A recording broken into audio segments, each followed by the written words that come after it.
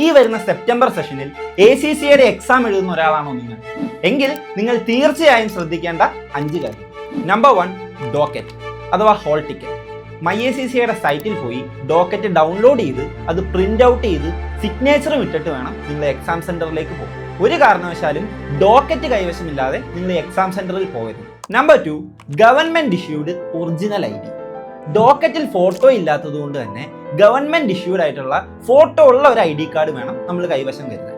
അതും കോപ്പിയല്ല, original ID തന്നെ. Like Aadhaar, driving licence, PAN card, passport or voters ID. Number 3, calculator.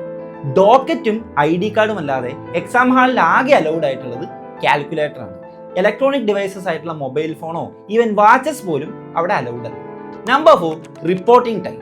Exam തുടങ്ങുന്നതിന് 1 മണിക്കൂർ മുമ്പെങ്കിലും നിങ്ങൾ റിപ്പോർട്ട് ചെയ്യുന്നുണ്ടാവും.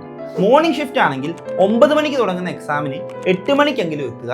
ആഫ്റ്റർനൂൺ ഷിഫ്റ്റ് ആണെങ്കിൽ 1:30 തുടങ്ങുന്ന എക്സാമിന് 12:30 റിപ്പോർട്ട് ചെയ്യും. ഇനി അഥവാ നിങ്ങൾ ലേറ്റ് ആവുകയാണെങ്കിൽ എക്സാം തുടങ്ങി 1 മണിക്കൂർ വരെ മാത്രമായിരിക്കും ലേറ്റ് എൻട്രി അലൗ ചെയ്യുക. നമ്പർ 5, ഏറ്റവും ഇമ്പോർട്ടൻ്റ് ആയിട്ടുള്ള കാര്യം, എക്സാം സ്ട്രെസ്. നിങ്ങൾക്ക് സ്ട്രെസ്സോ ടെൻഷനോ പ്രഷറോ എന്തെങ്കിലും ഉണ്ടെങ്കിൽ അത് വീട്ടിൽ വെച്ചിട്ട് വേണം പോകാൻ. അത് എക്സാം ഹാളിൽ അലൗഡ് അല്ല.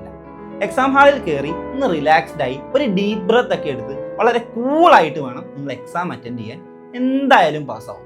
All the best.